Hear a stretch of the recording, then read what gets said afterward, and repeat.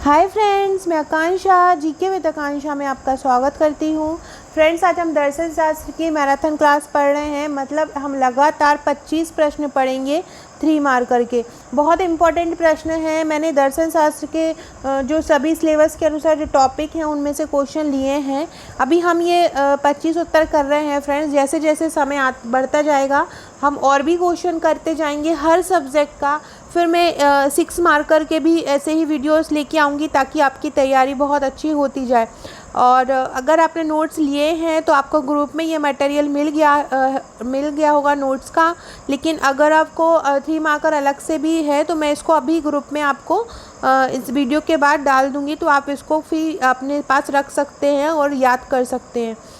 तो चलिए स्टार्ट करते हैं। आगे बढ़ने से पहले पहली बार है चैनल पे तो चैनल को सब्सक्राइब ज़रूर कीजिएगा ताकि हर वीडियो की इन्फॉर्मेशन आपको मिलती रहे।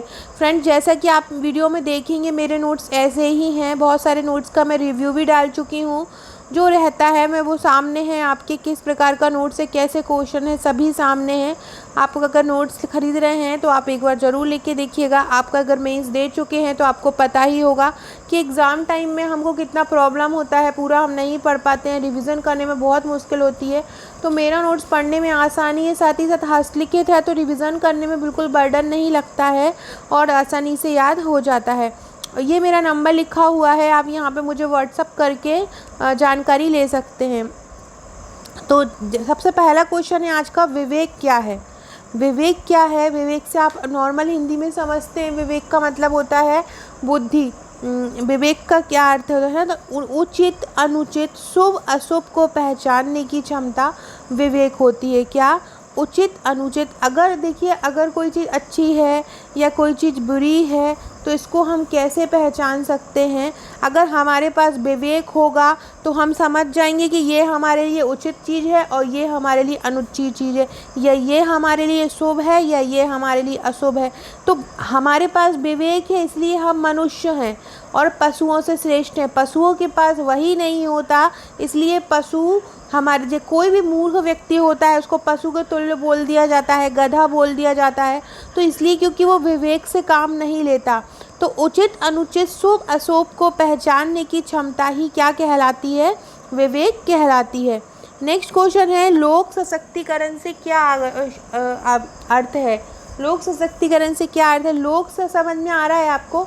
लोक से मतलब होता है जनता और सशक्तिकरण से मतलब होता है मजबूत करना। तो लोक सशक्तिकरण का अर्थ क्या होगा? पहले बात तो मैंने आपको ये वर्डिंग से समझा दिया। अब हम इसमें क्या लिखेंगे? लोक मतलब जनता। जनता को संविधान की धाराओं के अनुसार उसके अधिकारों के प्रति जागरूक बनाना। हमारे यहाँ की जो जनता है भारत की, वो सबसे मेन जो है वो जागरूक नहीं है।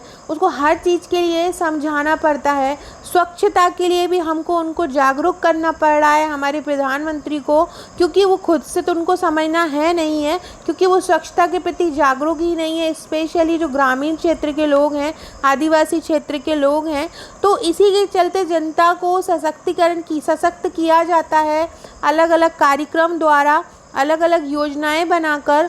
तो वही जो जनता को सशक्त किया जाता है संविधान की धाराओं के अनुसार, वो कहलाता है लोक सशक्तिकरण। तो आप क्या लिख देंगे? पहला, जनता को संविधान की धाराओं के अनुसार उसके अधिकारों के प्रति जागरूक बनाना, और दूसरा जनता को सशक्त बनाना। तीसरा है, सहिष्णुता क्या है? सहिष्णुता शब्द आपने सुना होगा, हमारे संविधान में यूज़ किया गया है। सहिष्णुता का मतलब होता है कि देखिए, हम अपने समान व्यक्ति के प्रति तो अच्छी धारणा रखते हैं, लेकिन हमसे जो भिन्न विचार का होगा, अलग अलग व्यवहार का होगा, हम उसके प्रति बेकार धारणा रखते हैं। तो सहिष्णुता क्या है कि अपने से जो भिन्न विचार वाला हो, अपने से भिन्न व्यवहार वाला हो, उसके प्रति भी अच्छा व्यवहार रखना। मतलब अपने से भिन्न विचार को, व्यवहार को भी स्वीकारना। हमने धार्मिक सहिष्णुता का नाम सुना है। इसका मतलब है कि जैसे कि अगर हम हिंदू धर्म को मानने वाले हैं तो हम दूसरे धर्म को भी स्वीकारें। हम जैन धर्म को मानने वाले हैं तो हम बौद्ध धर्म को भी माने, उसकी तुलना ना करें और उसको तुच्छ ना माने। मतलब अपने से भिन्न विचार हो किसी का, कोई व्यक्ति के अलग अलग विचार होते हैं, तो दूसरे के विचार को भी सम्मान देना, दूसरे के विचार को भी समझना सहिष्णुता कहलाता है। नेक्स्ट है समानुभूति। समानुभूति में आपको दो अर्थ दिख रहे हैं। सम अनुभूति मतलब दूसरे की अनुभूति को अपनी ही अनुभूति की तरह लेना। जैसा कि आप खुद की पीड़ा को फील करते हैं, दूसरे की पीड़ा को भी फील करना। तो दूसरों की पीड़ा व संवेदना को स्वयं महसूस करने की क्षमता समानुभूति कहलाती है। क्या? दूसरों की पीड़ा व संवेदना को स्वयं महसूस करने की क्षमता समानुभूति कहलाती है। नेक्स्ट क्वेश्चन है प्रवीणता से क्या आशय है? प्रवीण मतलब आप समझ रहे हो, हम प्रवीण मतलब होता है कुशल, योग्य। अब बोलते हैं ये वो उस क्षेत्र में दक्ष है, वो उस क्षेत्र में प्रवीण है। आपने सुना होगा जो लोग हिंदी क्लिष्ट बोलते हैं वो नॉर्मली इस भाषा का यूज़ करते हैं, और हमने भी 10th-12th में हिंदी की बुक में इसका वर्ड ये वाला सुना हुआ है। तो आप नॉर्मली तो आप समझते हैं कि इसका अर्थ क्या होता है। अब हम लिखेंगे कैसे इसको कि किसी विशिष्ट अथवा संकुचित क्षेत्र में। संकुचित क्षेत्र का मतलब हो जाएगा कि जैसे कि कोई अध्यात्म क्षेत्र हो गया, आर्थिक क्षेत्र हो गया, मतलब कोई क्षेत्र का नाम हो गया। तो किसी विशिष्ट अथवा संकुचित क्षेत्र में श्रेष्ठ योग्यता से होता है कि जैसे कि आप किसी क्षेत्र में विशेष, जैसे कि आपका मैथ बहुत अच्छा है तो आप मैथ में प्रवीण कहलाएंगे। आपका बायो बहुत अच्छा है, आपका एथिक्स बहुत अच्छा है तो आप उसमें प्रवीण कहलाएंगे। तो कोई विशेष या संकुचित क्षेत्र में श्रेष्ठ योग्यता प्रवीणता कहलाता है। अधिक प्रवीण व्यक्तियों को कभी कभी अद्भुत प्रतिभाशाली भी कहा जाता है। जो व्यक्ति बहुत प्रवीण होते हैं, मतलब हर क्षेत्र में अच्छे होते हैं, उनको अद्भुत प्रतिभाशाली बोला जाता है। फ्रेंड्स, ये मेरे एथिक्स के नोट्स हैं। यही नोट्स आपको मिलेंगे। ये 3 मार्कर हैं, इसमें से आपको 6 मार्कर 15 मार्कर मिलेगा। साथ में आपको इसमें प्रीवियस ईयर्स के पेपर भी इंक्लूड मिलेंगे, केस स्टडी मिलेंगी आपको हर तरह की, ताकि आपका पेपर 4 पूरा सॉल्व हो जाए। तो आप अगर इसको ले सकते हैं। अगर आप इसकी सॉफ्ट कॉपी लेते हैं तो सॉफ्ट कॉपी 490 रुपीज़ की है। अगर आप इसकी हार्ड कॉपी लेते हैं, हार्ड कॉपी 1000 रुपीज़ की है। 1000 रुपीज़ में भी आपके घर तक पहुँचेगी। नेक्स्ट क्वेश्चन है निष्पक्षता से आप क्या समझते हैं? तो निष्पक्षता ये है कि देखो, एक तो पक्ष होता है। पक्ष मतलब या तो कोई हमारा रिश्तेदार हो या हमारा दोस्त हो, दोस्त का दोस्त हो, कहीं से कोई रिश्तेदार हो, कोई किसी का पक्ष लेने में हमको कुछ लाभ मिल रहा हो, हमें आर्थिक रूप से मदद मिल रही हो, वो पक्ष हो जाता है। निष्पक्षता मतलब होता है हमको इनका कोई लाभ नहीं लेना है, मतलब बिना किसी व्यक्तिगत हित के कानून सम्मत व्यवहार करना। बिना किसी, जैसे कि कानून करता है वो कोई व्यक्तिगत हित नहीं रखता है, इसलिए यहाँ पे लिखा है कि कानून सम्मत व्यवहार करना। तो बिना किसी व्यक्तिगत हित के कानून सम्मत व्यवहार करना निष्पक्षता कहलाता है। नेक्स्ट क्वेश्चन है असमर्थकवादिता क्या को समझाओ। असमर्थकवादिता क्या होती है? तो बिना राजनीतिक भेदभाव के कार्य करना ही असमर्थकवादिता कहलाती है। क्या? बिना राजनीतिक भेदभाव के काम करना। नेक्स्ट कौन सा है? नेक्स्ट है अभिरुचि को समझाओ। अभिरुचि को समझ में आ रहा होगा आपको। रुचि मतलब आपको पता है इंटरेस्ट। तो क्या बोलेंगे रुचि? अभिरुचि को हम कैसे लिखेंगे कि किसी व्यक्ति के व्यक्तित्व का यह अंतर्निहित गुण है, मतलब किसी व्यक्ति के अंदर छुपा हुआ ये गुण होता है जो उसे किसी कार्य में दक्ष और कार्यकुशल बनाने में योगदान देता है। अगर आपकी एथिक्स में रुचि होगी तभी आपको एथिक्स को पढ़ने में अच्छा लगेगा और आप एथिक्स में कुशल हो जाएंगे। कोई सब्जेक्ट आप पढ़ रहे हैं या कोई काम कर रहे हैं, जैसे कि आपको पेंटिंग करना अच्छा है तो आपको पेंटिंग करना अच्छा लगता है तभी आप उसमें कुशल हो पाएंगे। अगर आपकी उसमें रुचि नहीं है तो आप उसमें नहीं हो पाएंगे। यही अभिरुचि का मतलब है कि किसी व्यक्ति के व्यक्तित्व का अंतर्निहित गुण जो उसे किसी विशेष कार्य में दक्ष और कार्यकुशल बनाने में योगदान देता है। अभी आपका मनोवृत्ति मतलब मन की वृत्ति, मतलब मन की भावना। तो किसी व्यक्ति, विचार, वस्तु के प्रति सकारात्मक या नकारात्मक दृष्टिकोण। जैसे कि हम किसी के लिए कोई धारणा है कि ये वस्तु हमारे लिए बहुत अच्छी है तो यह हमारी मनोवृत्ति है, और ये वस्तु या ये व्यक्ति हमारे लिए बुरा है तो हमने उसके लिए नकारात्मक मनोवृत्ति बना ली है। या हमने कोई वस्तु ली है और या कोई बुक है, हमने उस बुक के लिए बना लिया है कि महावीर की बुक है और महावीर की बुक बहुत अच्छी है और वो उसमें बहुत अच्छा कंटेंट रहता है, तो ये हमारी सकारात्मक मनोवृत्ति है। और यही हमने किसी दूसरी बुक के बारे में बता दिया कि ये बुक अच्छी नहीं है और इसमें कंटेंट अच्छा नहीं रहता है, तो वो हमारी इसकी नकारात्मक मनोवृत्ति हो जाएगी। नेक्स्ट क्वेश्चन है मनोवृत्ति के प्रमुख तत्व बताइए। मनोवृत्ति के 3 प्रमुख तत्व हैं। संवेगात्मक, संवेग में आके कोई हमारा मनोवृत्ति बन रही है। व्यवहारात्मक मतलब व्यवहार के अनुसार हमारी मन, जैसे कि हम हमेशा किसी का बुरा ही देखते हैं तो वो हमारी मनोवृत्ति व्यवहार में है। हम किसी को हमेशा अच्छे में ही लेते हैं तो वो हमारी मनोवृत्ति हमारे व्यवहार में है। इसके बाद है संज्ञानात्मक। तो 3 प्रकार की मनोवृत्ति होती है, संवेगात्मक, संज्ञानात्मक और व्यवहारात्मक। नेक्स्ट क्वेश्चन है मनोवृत्ति के प्रकार। मनोवृत्ति के कौन कौन से प्रकार होते हैं? संज्ञानात्मक कार्य, साधनात्मक कार्य, भावनात्मक कार्य और आत्मरक्षात्मक कार्य। भावनात्मक, भावना से आत्मरक्षा, खुद की रक्षा के लिए। साधनात्मक, किसी साधन के लिए। और संज्ञानात्मक, किसी व्यक्ति या वस्तु किसी के लिए भी, तो किसी भी संज्ञा के लिए। तो भावनात्मक कार्य, आत्मरक्षात्मक कार्य, साधनात्मक कार्य और संज्ञानात्मक कार्य मनोवृत्ति के कार्य हो जाएंगे। नेक्स्ट है मनोवृत्ति परिवर्तन के कारक कौन से।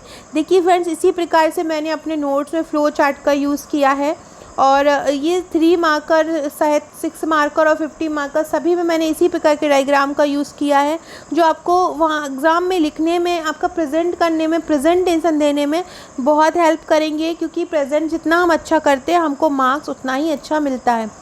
मनोवृत्ति परिवर्तन के कारक कौन कौन से हैं? 3 प्रमुख कारण हैं मनोवृत्ति के। पहला है अनुनय संचार, दूसरा है संदर्भ समूह और तीसरा है बाध्यकारी संपर्क। अनुनय संचार, बाध्यकारी संपर्क और संदर्भ समूह। नेक्स्ट क्वेश्चन है प्रबोधक अनुनय संचार के साधन बताओ।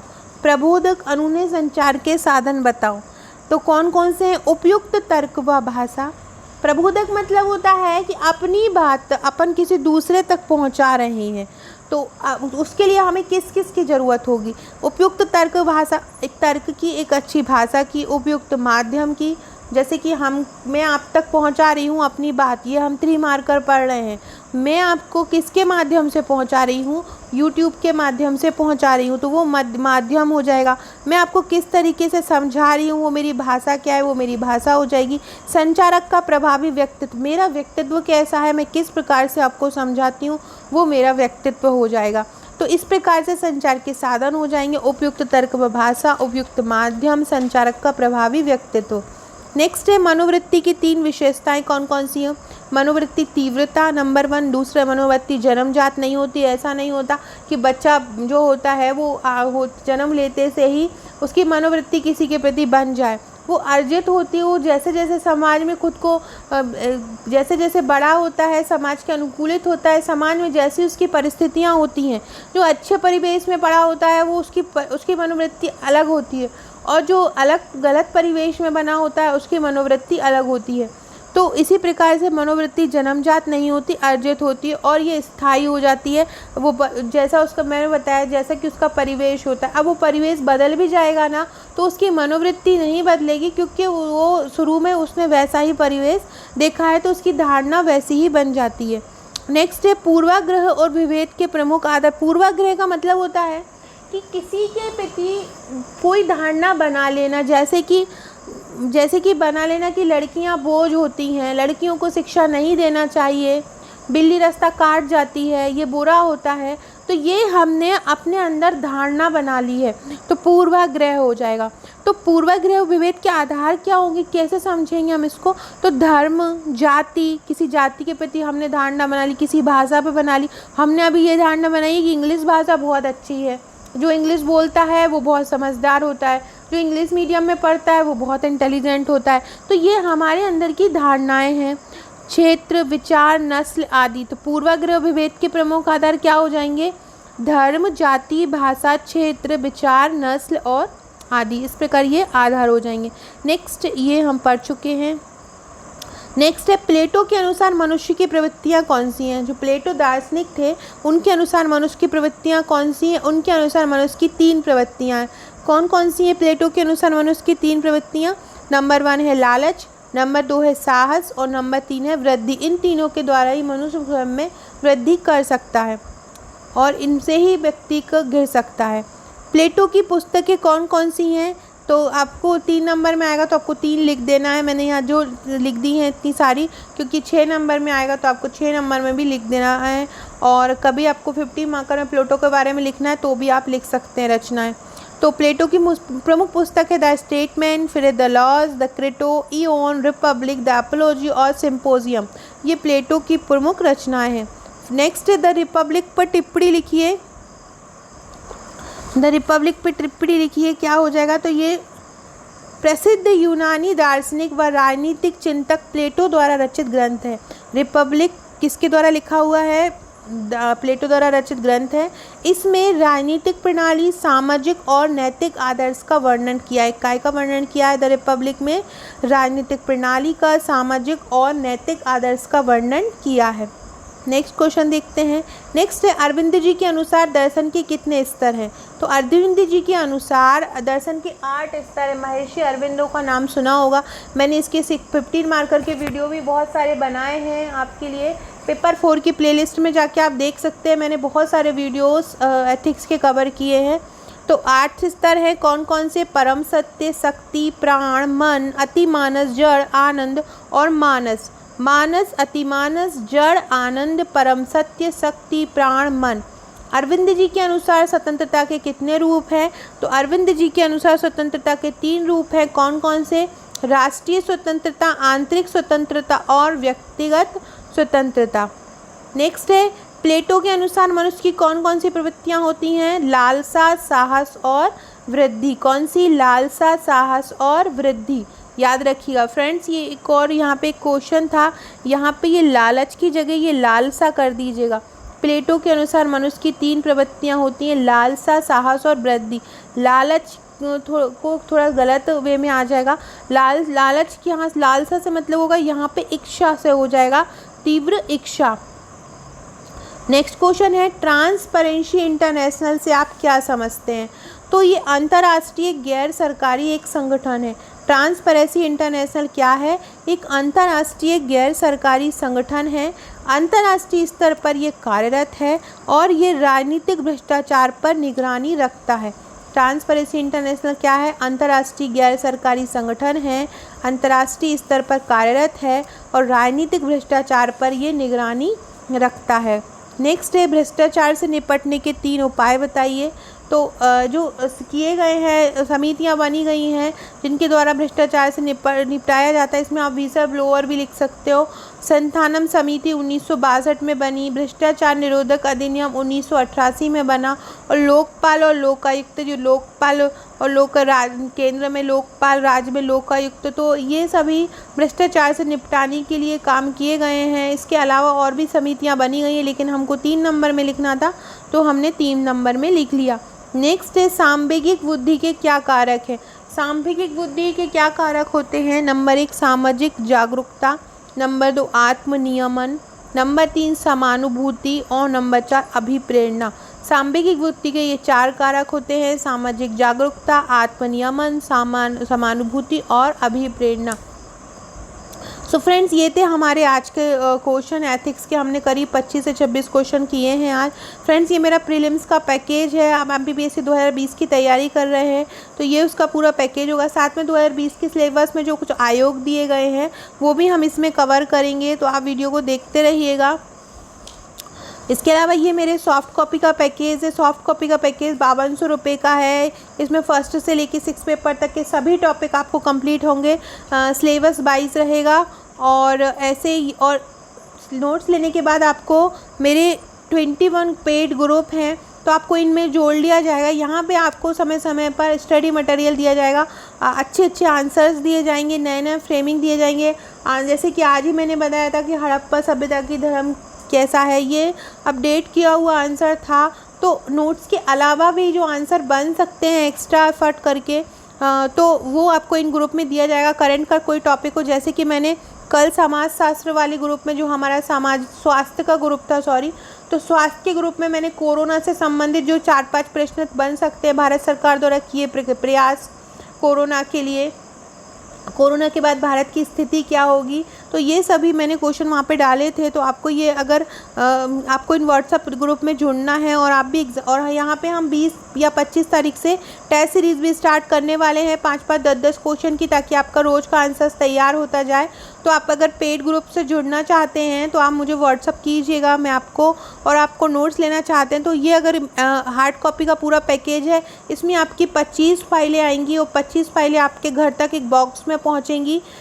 कैसा बॉक्स पहुंचेगा, फाइलें कैसी रहेंगी, उसकी अनबॉक्सिंग में 1 या 2 दिन में आपको करके बताती हूँ।